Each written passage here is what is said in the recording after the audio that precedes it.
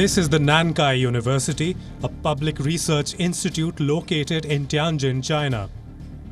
In May 2018, academics at this institute released a report on labor programs in Xinjiang. The report was taken down in mid-2020, but a copy was archived by academic Dr. Adrian Zenz.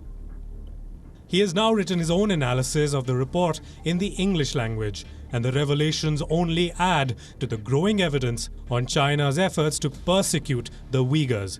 The report talks about China's labor programs, which included job transfers of Uyghur Muslims away from Xinjiang.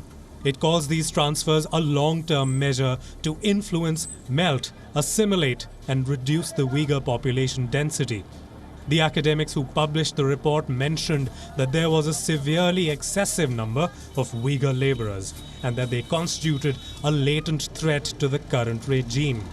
Dr. Zenz says that these Chinese academics considered work transfers a crucial means to crack open the solidified society of Uyghurs. They recommended that China should expand its labor programs to central and eastern parts to reduce this threat. They wrote, "Let them gradually change their thinking and understanding and transform their values and outlook on life through a change of environment and through labor work." At the same time, the report also mentions how China had gone too far in its crackdown and how the demonization of Uyghurs resulted in authorities refusing to accept them as workers. The academics call this situation a serious obstacle to China's goals.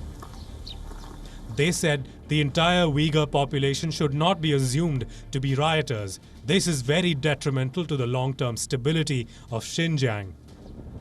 China maintains absolute denial over the persecution of Uyghurs, but this report reveals how the attack on Uyghurs is in fact a government policy. How the Chinese regime is systematically displacing Uyghurs away from their homes and is now trying to save face. Speaking at the UNHRC, a Chinese delegate said that Beijing is ready for a visit by the UN High Commissioner on Human Rights to settle all doubts, and that it will continue to oppose any political operations to pressure China. The door to Xinjiang is always open, and we welcome the High Commissioner to visit Xinjiang. Communication is kept up between the two sides, but the aim of the visit is to provide exchanges and cooperation rather than the so-called investigation based on guilty before proven. We are firmly opposed to anyone using this to engage in political operations to pressure China. The doors to Xinjiang may be open for investigators, but the fact that China will control the path of any such investigation is also an open secret. Bureau Report, WION, World is One.